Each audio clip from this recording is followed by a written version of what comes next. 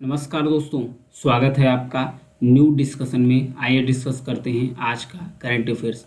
यदि आपको चाहिए पीडीएफ तो आप टेलीग्राम पर जाइए, वहां पर सर्च कर लीजिए सिविल एलियंस, उसे ज्वाइन कर लीजिए या फिर डिस्क्रिप्शन बॉक्स में लिंक दे दूंगा, वहां से आप इसे डाउनलोड कर सकते हैं।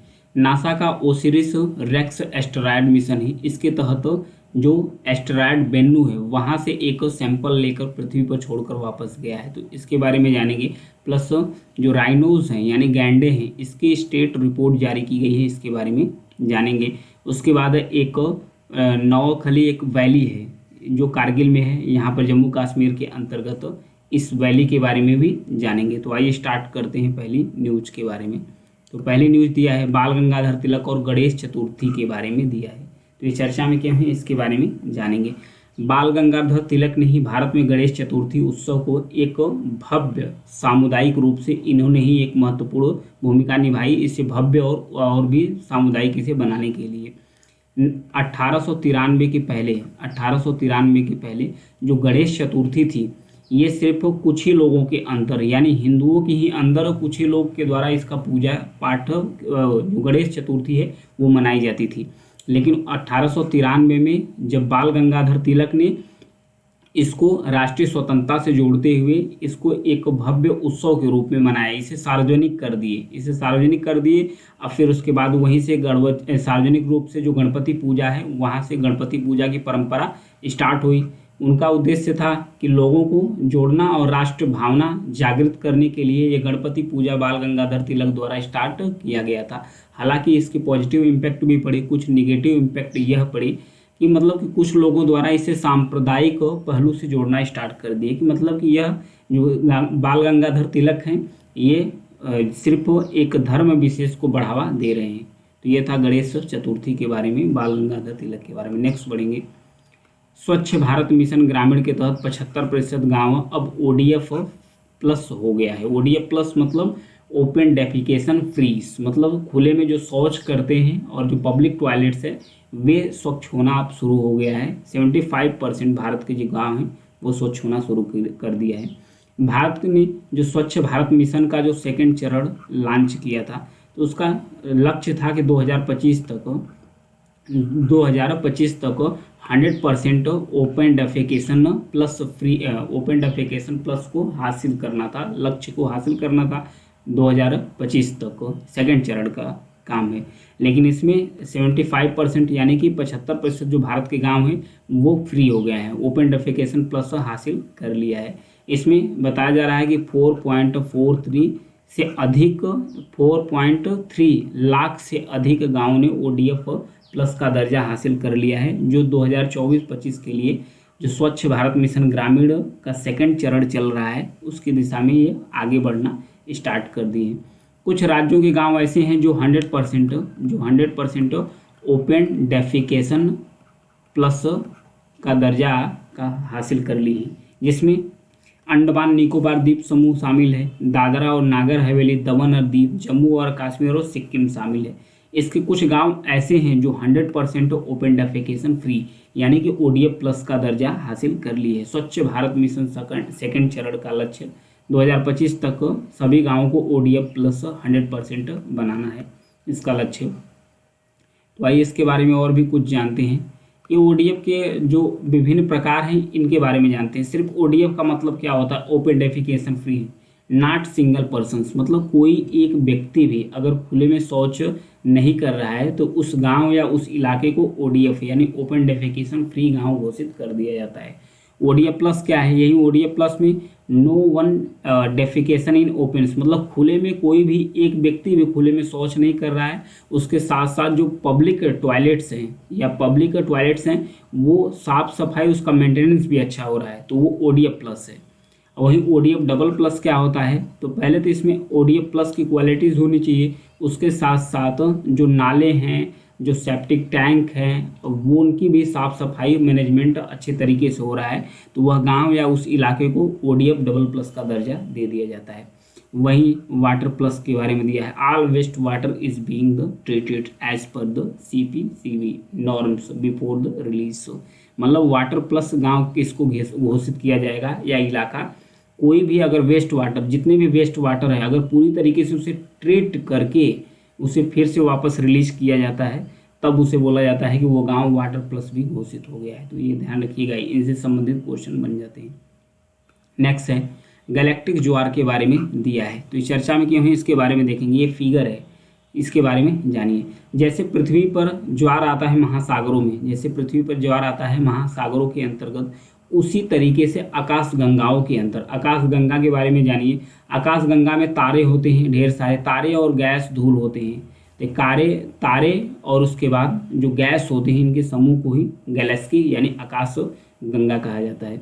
तो आकाश गंगा के भीतर भी गुरुत्वाकर्षण काम करता है, गुरुत्वाकर्षण काम करता है, तो उसी के कारण वहाँ में भी गैलेक्टिक ज्वार आते हैं। कहाँ पर? आकाश गंगा के अंदर। पृथ्वी के जैसे महासागरों में ज्वार आते हैं या ज्वार भाटा आते हैं, उसी प्रकार से आकाश गंगा में भी ज्वार भाटा आते हैं। तो ये जो ज्वारी बल है आकाश गंगा के भीतर से, ये आकाश गंगाओं के विकास में काफ़ी योगदान देते हैं। यहाँ पर देखिए, यदि वे ज्वारी पूंछ और पुल जैसी संरचनाएं बनाकर तारा निर्माण को भी उत्तेजित करते हैं, जो आते हैं गैलेक्टिक ज्वार आते हैं। अगर यह ज्वार लंबे समय तक रहता है गैलेक्सी के अंदर, यानी आकाशगंगा के अंदर अगर लंबे समय तक ज्वार बना रहता है, तो ज्वार भाटा के अंदर मतलब जो भी तारे होते हैं, जो भी स्टार होते हैं, उनकी कक्षाओं को यह अस्त व्यस्त कर देगा, इनकी कक्षाओं को अस्त व्यस्त कर देगा। और उसके साथ साथ जो गैलेक्सी है, आकाशगंगा है, इसकी संरचना में भी परिवर्तन करना शुरू कर देता है। और जो स्टार एक दूसरे से कांटेक्ट करते हैं, उनके कांटेक्ट को भी प्रभावित करना शुरू करता है। तो इतना इम्पैक्ट होता है। गैलेक्टिक ज्वार जो होता है, आकाशगंगाओं का जो सेंटर्स होता है, आकाशगंगाओं का जो सेंटर्स यानी केंद्र होता है, उसके अंदर एक सुपर मैसिव ब्लैक होल होता है, उसको भी प्रभावित करना शुरू कर देता है। ध्यान रखिएगा, जो गैलेक्टिक ज्वार है आकाशगंगा के भीतर जो गुरुत्वाकर्षण बल है उसके कारण उत्पन्न हुआ ज्वार है। आगे बढ़ेंगे। ओसिरिस रेक्स अंतरिक्ष यान के बारे में दिया है, ये चर्चा में क्यों है इसके बारे में जानेंगे। ये नासा का है, नासा अमेरिका की स्पेस एजेंसी है, अमेरिका की स्पेस एजेंसी है। इसी के द्वारा जो ओसिरिस रेक्स अंतरिक्ष यान है, इसी के द्वारा एक क्षुद्र ग्रह से एस्टेरॉयड से अब तक का सबसे बड़ा नमूना लेकर जो यूटा परीक्षण और प्रशिक्षण रेंज है, डेजर्ट है, यूटा डेजर्ट है अमेरिका के पास में, बगल में, वहाँ पर ये इस एस्टेरॉयड से जो भी सैंपल लेकर आया गया है उसे वापस छोड़कर फिर वापस गया है। कौन? ओसिरिस रेक्स जो अंतरिक्ष यान है, छोड़कर उसे वापस गया है। ये जो लाया है नमूना कहाँ से लाया गया है? जो क्षुद्र ग्रह बेन्नू है, सौरमंडल के बाहर एक ग्रह है, सौरमंडल के बाहर एक एक्सोप्लैनेट है जिसे एस्टेरॉयड बेन्नू कहा गया, वहीं से नमूना एकत्र किया, एकत्र करने के बाद वापस पृथ्वी पर आया। हालांकि अब जो ओसिरिस रेक्स मिशन अंतरिक्ष यान है, ओसिरिस रेक्स अंतरिक्ष यान है, इसका नाम अभी बदल दिया गया है, बदलकर इसका नाम रख दिया गया है ओसिरिस अपेक्स रख दिया गया है। यह पृथ्वी की सतह पर वापस नहीं आया है, इसके वजह यह सैंपल्स को, जो कैप्सूल में भरा हुआ सैंपल था, उसे रिलीज किया, पृथ्वी पर छोड़ा, उसके बाद वो वापस चला गया वो अपने मतलब जिसका रिसर्च कर रहा है एस्टेरॉयड बेन्नू की, उसकी कक्षा में। तो और भी इसके बारे में जानेंगे एस्टेरॉयड बेन्नू के बारे में। नासा का जो ओसिरिस रेक्स एस्टेरॉयड मिशन है, इसके तहत वो लगभग 6.4 बिलियन किलोमीटर्स की यह यात्रा तय किया था। यात्रा तय करने के बाद इसका जो स्पेस क्राफ्ट है, ओसिरिस रेक्स एस्टेरॉयड मिशन के तहत स्पेस क्राफ्ट है, यह 6.4 बिलियन किलोमीटर्स की यात्रा तय करने के बाद संडे को वापस पृथ्वी पर आया 250 ग्राम का सैंपल नमूना लेकर। इसमें क्या था? इसमें कंकड़ और डस्ट थे, धूल थे, कंकड़ धूल लेकर ये नमूना वापस आया। वापस आने के बाद फिर इसे वापस लाने में लगभग 7 साल तक लग गए, इसे खोजने वापस लाने में, फिर वापस देने के बाद फिर गया। तो इस जो ओसिरिस रेक्स एस्टेरॉयड मिशन है इसके बारे में जानेंगे। इसे सबसे पहले तो लॉन्च किया गया था 8 सितंबर 2016 को। 8 सितंबर 2016 को एक एटलस वी रॉकेट है, इसी के तहत इसे लॉन्च किया गया था। ये देखिए है एटलस वी रॉकेट के तहत इसे लॉन्च किया गया था। इसे कैप कैनवरल से लॉन्च किया गया था, जो अमेरिका के फ्लोरिडा पेनिनसुला में स्थित है, वहाँ से इसे लॉन्च किया गया था। फिर ये 22 सितंबर 2017 को फिर उसके बाद स्लिंग शॉट किया, फिर पास्ट के अंदर मतलब कि जो पृथ्वी है उसे क्रॉस करके आगे बढ़ा। फिर 3 दिसंबर 2018 को अराइव्ड एस्टेरॉयड्स बेन्नू, मतलब कि जो एस्टेरॉयड्स बेन्नू है यानी जो क्षुद्र ग्रह बेन्नू है वहाँ पर पहुँचा 3 सितंबर 2018 को। फिर उसके बाद अक्टूबर 2020 में touches down on the asteroids Bennu and collect samples. ये 20 अक्टूबर 2020 को एस्टेरॉयड को टच करता है। अब वहाँ पर सैंपल, यहाँ पर देखिए सैंपल कलेक्ट करना शुरू करता है।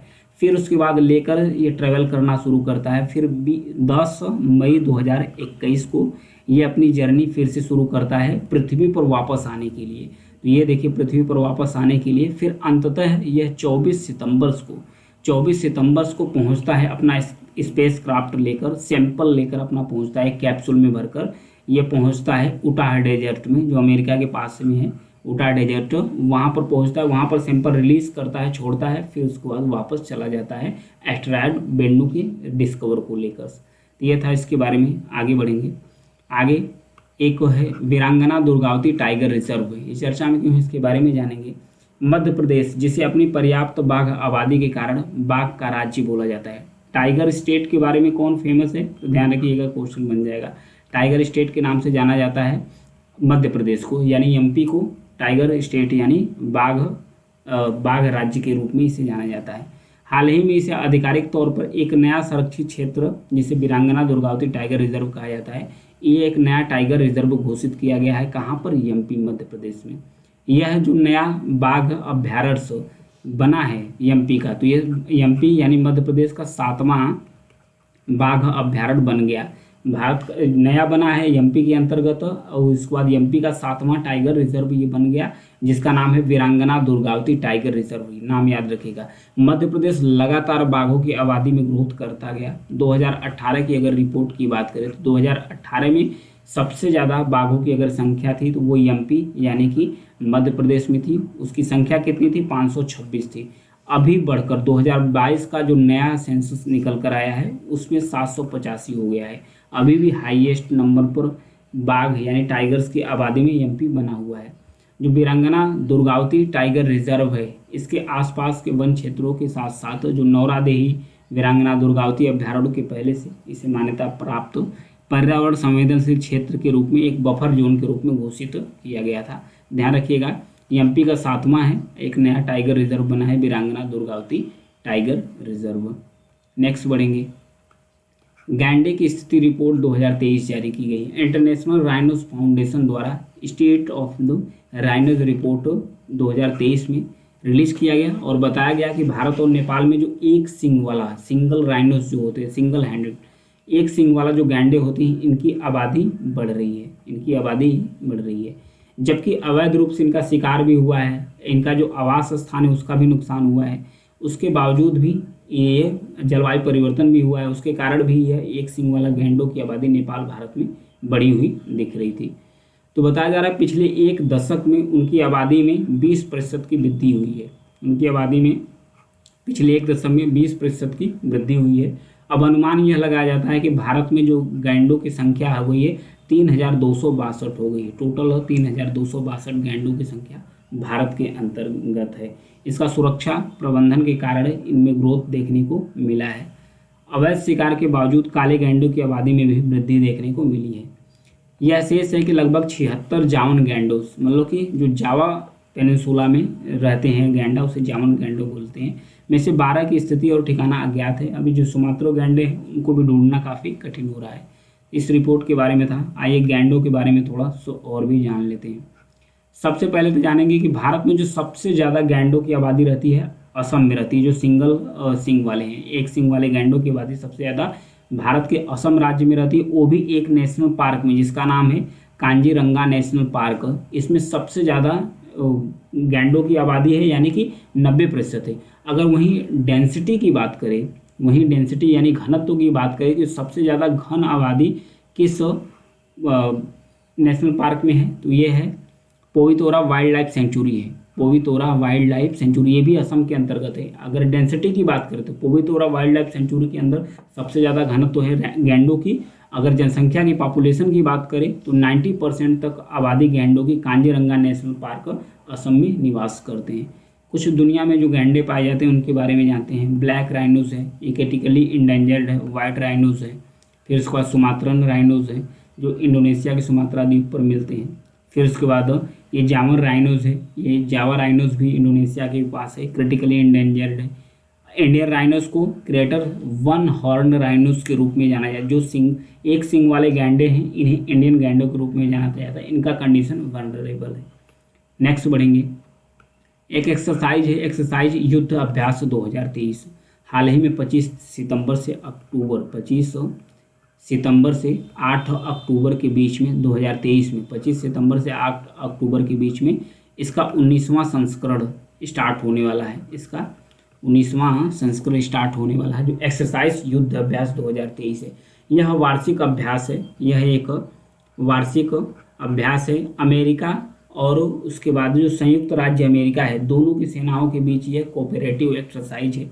इसमें होता क्या है, इस एक्सरसाइज में होता है, चाहे पर्वतीय क्षेत्र हो, चाहे चरम जलवायु परिस्थिति हो, इन परिस्थितियों में इस एक्सरसाइज को कंडक्ट किया जाता है कि मतलब इस परिस्थितियों में कोई भी व्यक्ति या कोई भी चीज़ अगर फंसी हुई है तो उस कंडीशन में से निपटने के लिए यह एक्सरसाइज काम होती है। इसमें जो ऑपरेशन सिखाते हैं, जो ऑपरेशन कंडक्ट कराई जाती है कि कोई भी व्यक्ति अगर चरम जलवायु में फंसा हुआ है, पर्वतीय क्षेत्र में फंसा हुआ, तो उसे कैसे निकालना है, या उस ऊंचाई पर किस प्रकार से रसद और खाने पीने के सामान वहाँ पर पहुँचाना है।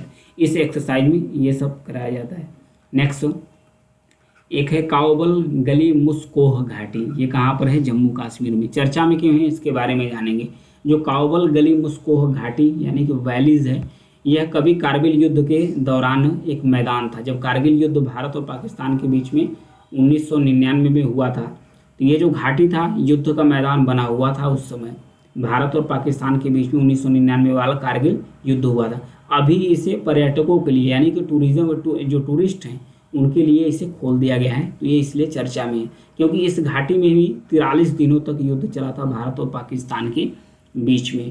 अगर इस घाटी के बारे में थोड़ा और भी जाने तो 1990 में कारगिल युद्ध के दौरान यह युद्ध क्षेत्र में कन्वर्ट हुआ था। इसके पास ये स्थित कहाँ है, ये स्थित है द्रास सेक्टर में स्थित है। भारत का अंतर जो द्रास सेक्टर है वहाँ पर यह स्थित है। जो LOC है, LOC लाइन ऑफ कंट्रोल है, उसी के पास स्थित है। तो आइए इसको देख लेते हैं, थोड़ा सा लोकेशन के बारे में इसकी जानते हैं। यह है line of control. Line of control Jammu Kashmir को 2 भागों में डिवाइड करती है। एक पाकिस्तान के कब्जे में है, इसे पाक ऑक्यूपाइड्स कश्मीर बोलते हैं, POK। फिर उसके बाद जो हिस्सा भारत में है तो उसे जम्मू कश्मीर भारत का बोलते हैं। तो यहाँ पर देखिए द्रास सेक्टर्स में है मुकोह वैलीज, ये है द्रास सेक्टर्स। कुछ जो जम्मू कश्मीर इसके अंदर है, पाकिस्तान के अंदर कब्जे में है, भारत के अंदर जो है वो दोनों को मिलाकर यहाँ पर है, वहीं पर है काओबल वैली है, मुकोह काओबल वैली है। ये द्रास सेक्टर में स्थित है। यहीं पर इसके अंदर कारगिल भी है, बटीक भी है, काकेसर भी है, ये सब सारे क्षेत्र हैं। पहले ये युद्ध का मैदान था। 1999 में भारत पाकिस्तान के बीच में कारगिल युद्ध यहाँ पर लड़ा गया था। अभी इसे पर्यटकों के लिए यानी टूरिस्टों के लिए खोल दिया गया है। तो ध्यान रखिएगा ये वैली कहाँ स्थित है, ये वैली स्थित है जम्मू कश्मीर में स्थित है, वो भी LOC के पास यानी लाइन ऑफ कंट्रोल के पास स्थित है। यहीं पर टाइगर हिल्स भी है, तो आज के लिए इतना ही है। यदि मेरी न्यूज़ या जानकारी आपको पसंद आती है तो चैनल को सब्सक्राइब जरूर कीजिएगा, लाइक और शेयर करते रहिए। Thank you.